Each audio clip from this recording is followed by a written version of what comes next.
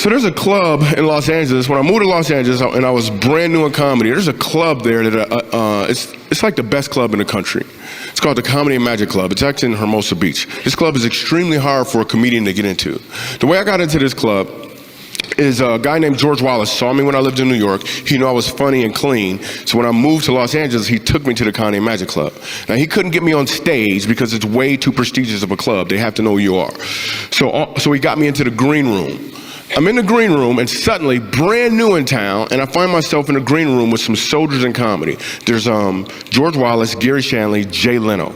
I'm brand new in town. And at the time, a football player got hit in the eye with a flag, and he lost his vision in one eye, and he was suing the league for $400 million. Now, all of these guys are helping Leno on that joke subject for the monologue for the Tonight Show on NBC. I ain't saying nothing. I'm just happy to be in the room sharing French fries with these dudes. But your gift will make room for you. So then they got quiet and they all looked at me and I'm thinking, oh snap, this is an opportunity. So I was like, all right, let me see if I got this right. He got hit in the eye with a flag, he lost his vision in one eye, and he's suing the league for $400 million. He not gonna see half of it.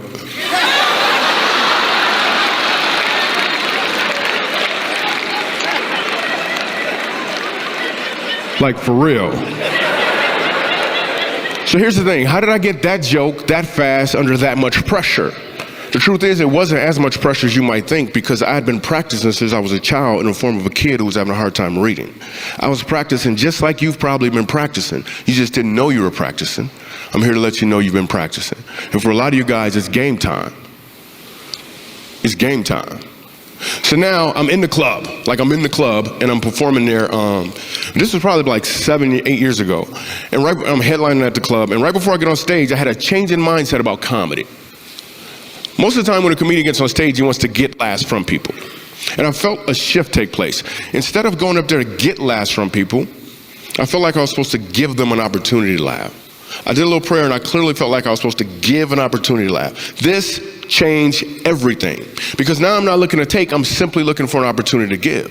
This is why we now go to the homeless shelters and all these places. In fact, that very night when I leave the stage, I'm outside, people want autographs, we're hanging out, taking pictures, and I look across the street and I saw a homeless guy. I had never seen a homeless guy outside this club before, ever. But that doesn't mean he wasn't there before. That just means before, my mindset was to get laughs from people, so why would I even notice them? But now I changed my mindset and I see this homeless guy and I have the thought, what about him? How could I give him an opportunity to laugh? And that's when we started doing homeless shelters and prisons and making laughter commonplace in other non-common places. So now as a result of doing that, we went to this one place, we went to Montrose, Colorado. It's a facility for children who are being abused by their parents. And I'm hearing all of these stories, and this grandmother tells me about her grandson who was so afraid of his mom because he's on drugs. She's been abusing him, and one of the things she's been doing is she's been pulling out his toenails. So I hear this story, and they bring all these kids inside, and Spider-Man is sitting right up. This little boy is so afraid of his mom, everywhere he goes, he wears a Spider-Man costume. He's sitting right up front at the show. If my mindset was still to get laughs from people, there's no way I would have been able to do the show. But my mindset changed, so now I have to do the show. So I get up on stage, and people start laughing slowly but surely. 20 minutes in it, I hear a voice come from right here, and the voice says, "My name is Ronan." And this little boy pulls off his mask and introduces himself to me. In a way, and I can't even tell you what it meant to me. And he started talking to me for like 9 minutes like I wasn't doing a comedy show at the time. But it was all because I made this shift. I made this change, and I said simply, instead of trying to get, I'm going to see if there's an opportunity to give. If you can make this adjustment, it will change your life for the good. If you're a mechanic, you may think you get paid to fix vehicles, but if you can make this shift, you will recognize you help people reach their desired destination. That will put your alarm clock out of business. My senses are there's a lot of people out there still hitting the snooze button. Before I bounce means to vacate the premises. I'd like to explain to you how life works, at least from a comedian's perspective. First there's a setup, and then there's a punchline. Your setup is your talents, your resources, and your opportunities. And most of the time, we use our setup to ensure that the people around us are moving in a direction that serves us, which means the punchline occurs when you change that direction in a way they're not expecting. You actually use your setup for other people. The results are the same, yet multiplied. Revelation, fulfillment, and joy. But it's not just for the one receiving your punchline. It is absolutely for you as you deliver the punchline. In fact, if I ask the question to everyone here, everyone watching, if I ask you this question, how many people here know what your setup is? Every one of you would be able to tell me.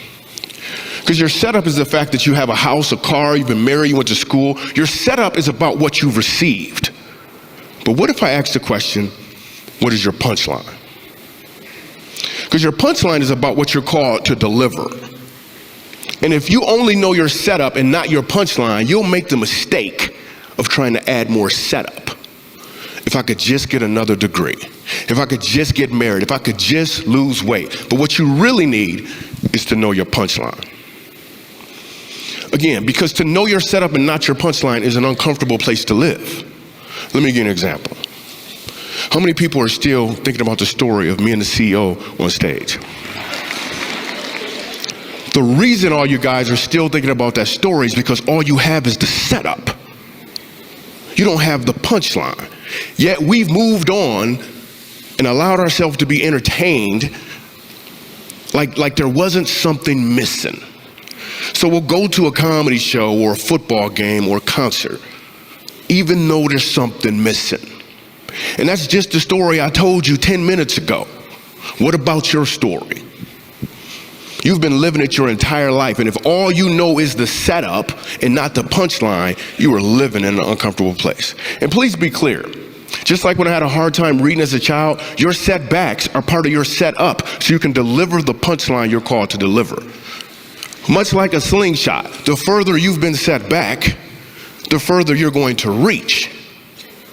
But what are you going to aim for? Everyone has a setup, and everyone has a punchline. You need to find your punchline and deliver it. I'm Michael Jr. I love you. Thank you, guys. Oh, you guys are awesome. Standing ovation. Thank you so much. Thank you, thank you. Get up, dude. You too. I'm just kidding. Thank you.